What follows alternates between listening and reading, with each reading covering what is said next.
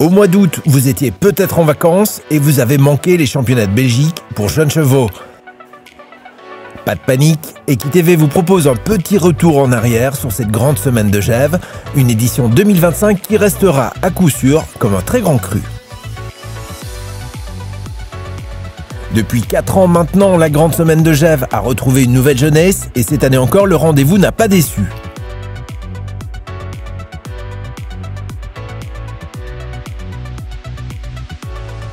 C'était important pour moi que Gèves reste à Gèves, surtout pour que ce soit un concours où tout se passe sur une piste, où tous les marchands sont autour, où tous les marchands aient du plaisir à venir, qu'ils mangent bien, qu'ils soient bien installés, qu'ils soient dans des bonnes conditions.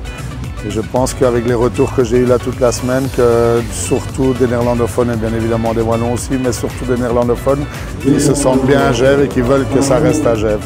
Le rendez-vous a répondu à toutes les attentes, y compris du côté du dressage, où à côté des traditionnelles épreuves du championnat de Belgique pour 4, 5, 6 et 7 ans, une nouveauté a fait son apparition, une récompense dédiée aux poneys, mais aussi un tout nouveau prix, le prix de l'harmonie, une distinction qui met en avant la combinaison la plus harmonieuse cavalier-cheval, évaluée par les stewards et les juges tout au long du concours, que ce soit au box, au paddock ou sur la piste.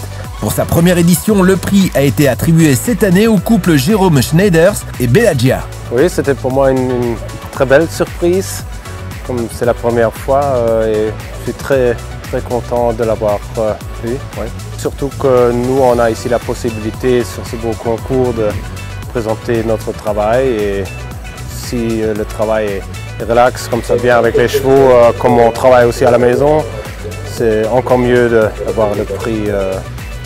Pour du bon travail à la fin.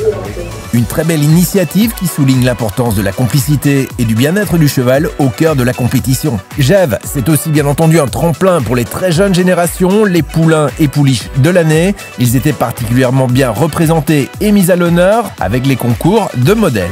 Pour les 2 et 3 ans, les premières barres étaient déjà de sortie pour les épreuves de saut en liberté. Mais ces championnats de Gèves n'ont pas seulement mis à l'honneur les jeunes chevaux, les jeunes cavaliers belges ayant brillé cet été lors des différents championnats d'Europe ont également été célébrés. Ils ont défilé sur la grande piste de Gèves pour recevoir une médaille commémorative remise des mains de Stéphane Detry, le président de la fédération belge, et d'Eugène Maty, président de la LEWB. Un beau moment d'unité et de fierté nationale venu rappeler que la relève est assurée chez les chevaux comme chez les cavaliers. Et puis place au vif du sujet, les finales d'obstacles pour les chevaux de 4, 5 et 6 ans. Les 4 ans ont un peu déçu cette saison, au point que des ajustements sont déjà envisagés pour l'année prochaine. Je crois que les 4 ans, quand même, il faut qu'on voit un peu pour changer le système, à mon avis, parce qu'ils sont très belles. Peut-être moins les presser. On doit vraiment étudier le problème en profondeur. Et je pense vraiment faire adjoindre le style pour ne pas les obliger à galoper trop vite et à sortir de leur rythme. Chez les 5 ans, en revanche, le niveau était déjà très relevé et c'est l'Allemand Hendrik Zurich qui s'est imposé dans cette catégorie, remportant le titre avec Unique, un Hongre BWP.